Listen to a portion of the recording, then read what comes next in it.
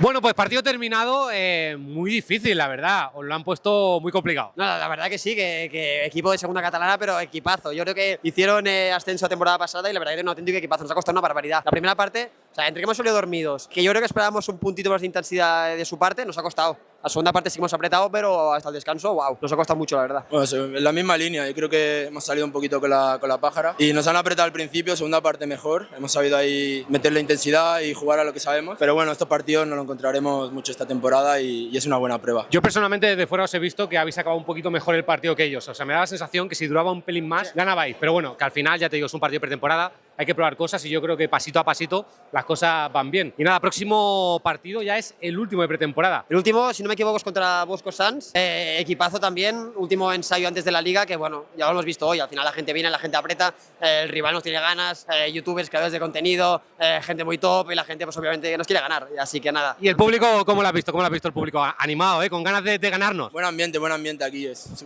lo que te decía antes, nos encontraremos fuera de casa casi siempre este ambiente. Y por una parte, a mí que me gusta es da adrenalina a estas cosas, está bien. Bueno, yo creo que motiva un ambiente así porque, yo qué sé, pues esto es fútbol al fin y al cabo. Y nada, chavales, espero que os haya gustado el vídeo y nos vemos la semana que viene, que seguramente también lo subamos. Y ya empezamos la liga, así que necesitamos vuestro apoyo, ¿vale? Y semana que viene más, pero no mejor porque es imposible.